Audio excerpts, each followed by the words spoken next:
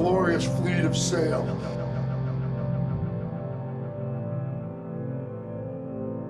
Staunch of timber and sweet of line, I have spread my wings to the gale.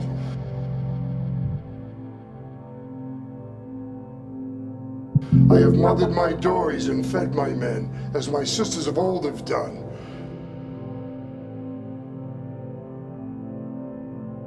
But times have changed, I hear men say, and the age of sail has run.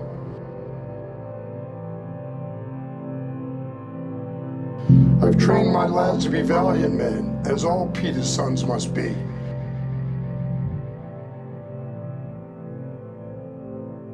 I faithfully answered the call of my sons and delivered the fruits of the sea.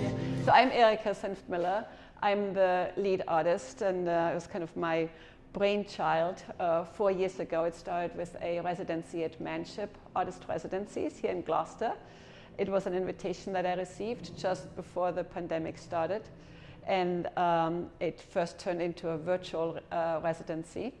And Manship connected me with people in the fishing community, because I was really interested in working with the fishing community, because my work always is in that estuary between work and art, and really celebrating the heroes of the community, the people who do the hard work, who make the community what it is.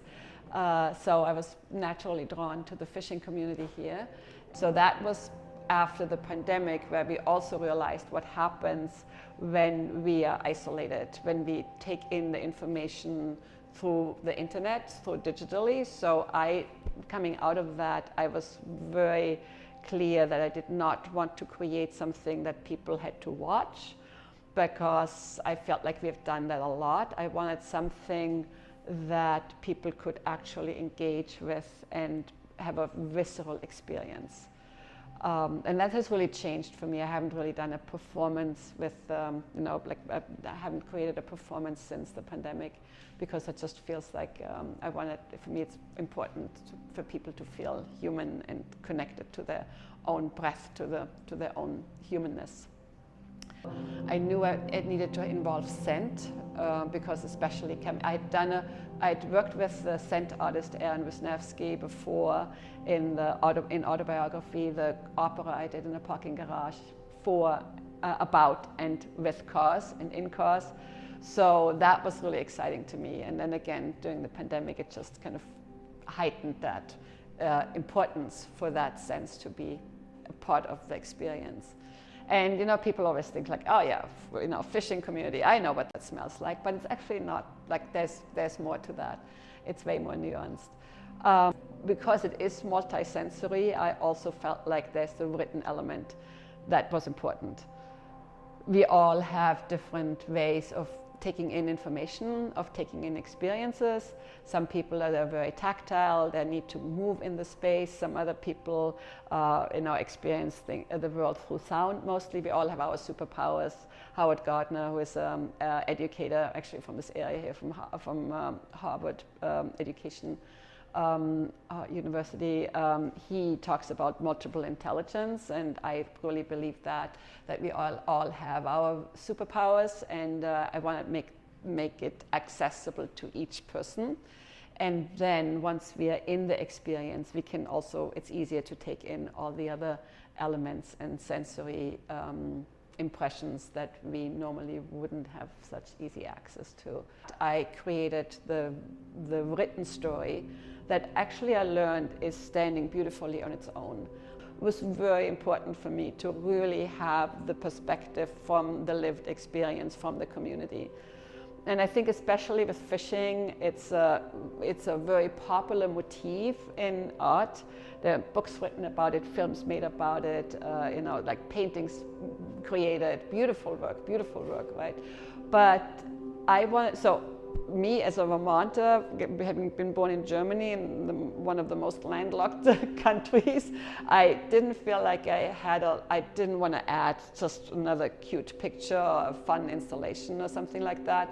For me, it was important that it also resonated with the fishing community, with the people who make Gloucester. Act 1 is the threshold, Mind the Gap, and that came from having watched and witnessed the fishermen and captains just make that leap from the dock onto the boat so effortlessly. I would just watch them, and they would just go back and forth, and it sounded like a pretty easy thing. And then we were invited on Captain Gus and Filippo's boat, and I was standing at the dock and realized how wide that gap is between the dock and the boat, and how big that jump is. And I realized that it's really, and then Captain Gus said, it's like, you really got to watch out because you can die if you miss the step. I'm like, oh my gosh, these guys are doing this really high consequence movement every single day in an effortless way. So that was the first thing. It was like, that really is something that's striking to me. How often, like every day, we walk across our own threshold out into the world. You know, we step out the door, we get into our car. These are all thresholds. And we just make ourselves believe that we have complete control, that we all know what we're doing, right? But we really don't. So that literal huge leap of faith, to me, translated into something we all can be more aware of. Just to be mindful of kind of what is it we are leaping into, and actually also have the curiosity and the awareness, knowing that it's not all pre-programmed. It's like we are, sometimes it's easy to be on autopilot, like, okay, I'm gonna drive to my office and I'm gonna do this and I'm gonna answer these emails and then have this meeting, and we all think like it's all pre-programmed, but it's not really, because we don't really know what's happening. And with that awareness, once I started thinking about that, and I mean, for me as an artist, it's a little more akin to that, because every time I step into my studio or into this process, I don't really know what the outcome is. So there is the curiosity there. And I think the same thing can be true for any kind of job or not job. It's just kind of making that leap of faith into your, like, or out into the world with that curiosity and that awareness. It's like, I don't really know what's going to happen. I think I know what's going to happen, but you know, it's going to be exciting also. And then we are back into Act 2. Then we are into Act 2 on the other side of the sail, where it's pretty much, and the title of Act 2 is Everything Wobbles. That's being out at sea. That's being on that fishing boat where literally everything wobbles all the time. Even on a calm day, the sea is never completely calm. So, and then also the paradigm, right? It's like, is there, like, where are we going? What's the weather going to be like? You know, how is my crew? Will there be fish? And so on. And that to me felt like a very metaphorical way of life. But I can imagine, and having read many books about it, having heard the stories, and just kind of understanding of, like, watched films about it and so on, really understanding the high stakes of what it means to be on a fishing boat allowed me to understand how much people have to be in the moment. And then Captain's Courageous, which is a film that everybody talks about here, illustrated that so beautifully, that there's no room for ego. Nobody can really have an ego when you're out there. It's not about each individual person, but it's about all being there for a common cause. And not even knowing whether they're going to come home with money. Are they going to come home imagine working somewhere where you go into the office and you don't know whether, you know, your computer is going to just suddenly fly up in the air and land on your lap or on your head. And if you, at the end of the day, are you going to get paid? You don't know when you're going to come back home. So the high stakes that these people are willing to go through over and over again, without ego, without having any kind of say in that, working with people who they might not know, who they might not really like, but still all have to work together. That to me is just really powerful. And again, thinking about, well, what would our daily environment look like if we would all behave like fishermen out at sea, where we work toward a common cause without, again, any ego, without knowing any end game, but just knowing that we are all in this together. and we all have to kind of make this happen together. We are literally in this net together, because as on a fishing boat, if one of the crew members has a bad day or messes up or doesn't pay attention, that can cause big damage, right? That can cause an injury to themselves, to somebody else, or even cost somebody's life. Act 2, everything wobbles, for me, is the experience of being on the fishing boat, but it also is the experience of being in a church, being in a temple, being out in nature, whatever somebody's context for contemplation and meditation and intentionality is. To really take time to slow down, to be in the moment. And then the scent experience is also, you really have to lean in. The video is a little bit bigger. But then while that intimate experience happens, you're also in this big, all-encompassing net. So that's Act 2. We get to Act 3, the gift of home. A day, a week, a month out at sea, eventually people will come home. And while they're out at sea, there's little contact to people at home, and mostly the women run the community, run the daily life. So that's the other thing. They also included like the widow's walk and the prayers and so on. So there's also that acknowledging that the people on shore, and that's the shoreside support. I also mentioned all the people who are supporting this, who are supporting the networks. They're equally important, because otherwise, what would fishermen come back to? So then they don't know, when their loved ones who've been out working out at sea, they don't know how they have changed and what they have been through. And the fishermen, and I learned that women at sea also are called fishermen, I think, at least, so I'm not going to be get into detail about gender here.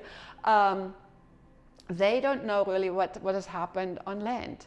So they come back home, but for me the question was like, what is really home? They're home for maybe a day, 2 or 3 days, maybe a week, and then they go back out again. So that again that for me felt very like a personal question, or brought up a personal question, because I've moved so much in my life that I'm really confused about what is home. And then made me think of like, well, there are so many refugees who have lost their home, and who like identifying new home and so on. And then it just goes for it's that question of what is home applies, is really, that is a question that's relevant for so many people. And again, the fishermen, they live it. They live it very, very specifically, very concrete. It's a very concrete, very tangible experience. Again, one they have lived for generations. So that's Act 3, and the last of the acts of the experience here. So that's the structure of the networks. That's a multisensory experience, and can also be read as text.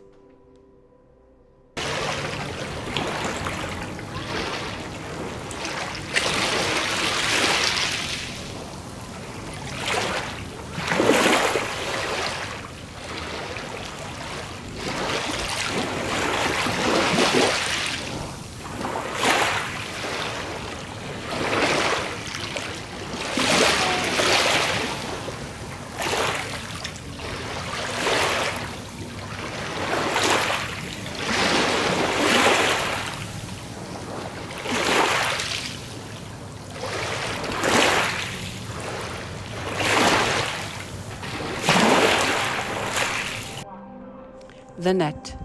Held in this net, we are contained. There is no need or room for ego or hesitation.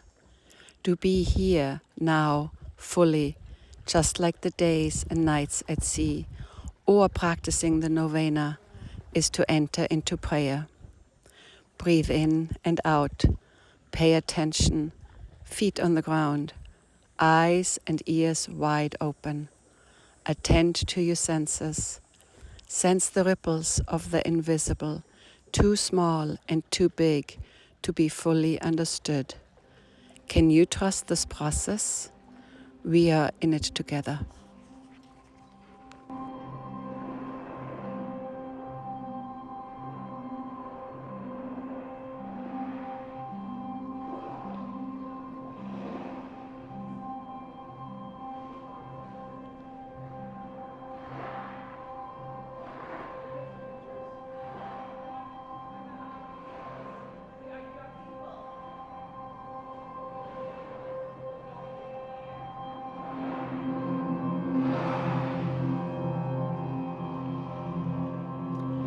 Yield into the sea.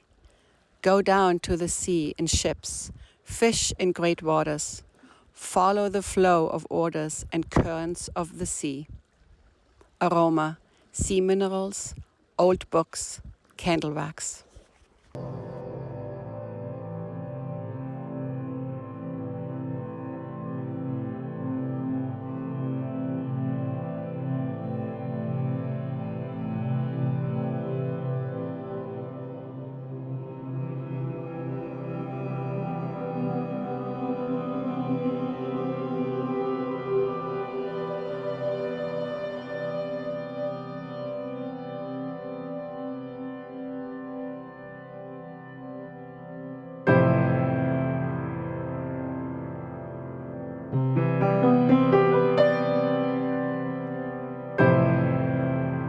Yeah, it's a freedom, you know, once you get used to it and being on the water.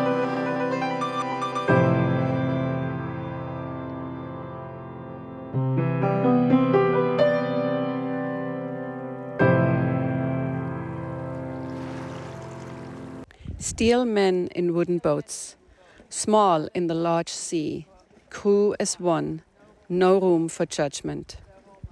Aroma, oilskins, blood, boatwood.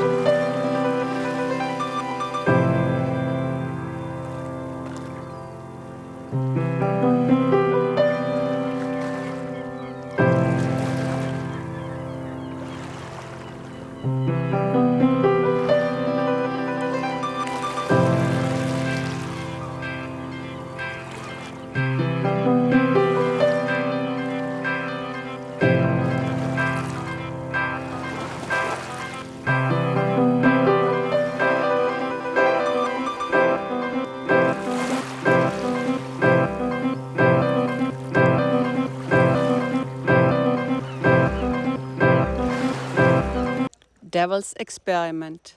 Seek courage, find strength, transcend your fear, let go your questions. Aroma, sea air, antifreeze, diesel fumes.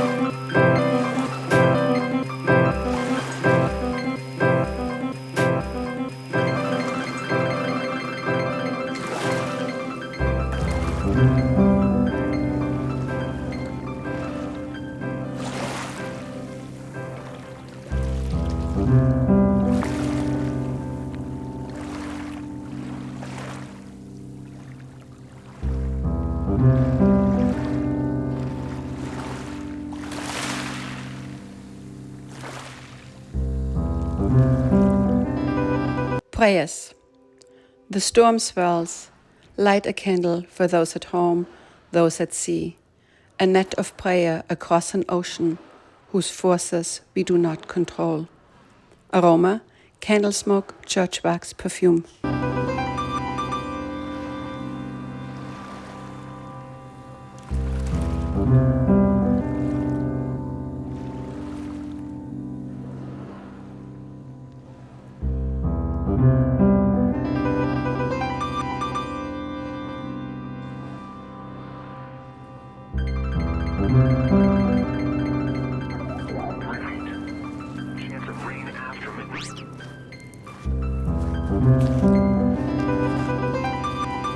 It's like a honeymoon every time they come in, you know? No fighting, it's like go out. Blackburn. Months lost at sea, presumed long dead. Howard Blackburn found his way back home, wicked seal to pursue the unthinkable. Aroma, cold air, false hope, death. You know, we used to go to like, you know, 4 p.m. Saturday and 6:36 p.m. Sunday. For this afternoon, winds are 15 knots with occasional gusts up to 20.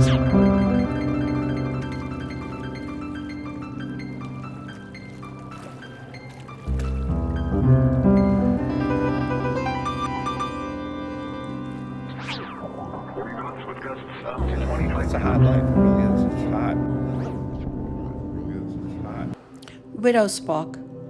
Atop the old Gloucester houses, fishermen's wives look out, hope, wish, and pray, watch for their husbands' vessels' return. Look hard enough and you might just will them home. Aroma, salty air, ozone, green things, sun on skin. Yeah, it's a freedom, you know. Once you get used to it, being on the water, it's in your blood. Yeah. Once you get used to it, being on the water, it's in your blood.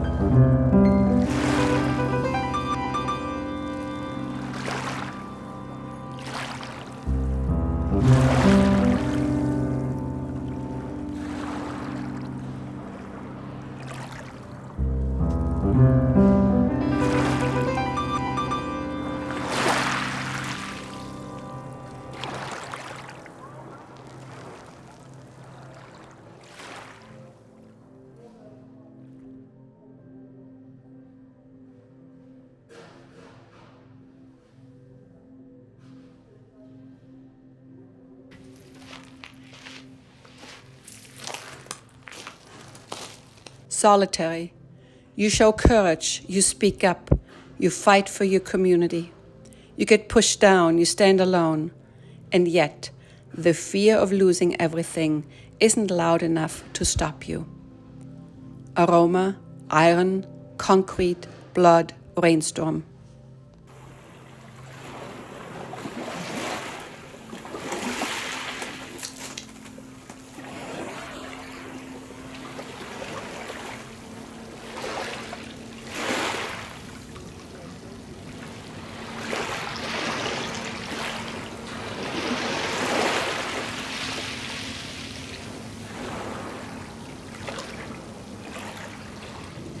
On the dock, stepping off the boat in harbor, not quite land, not quite sea.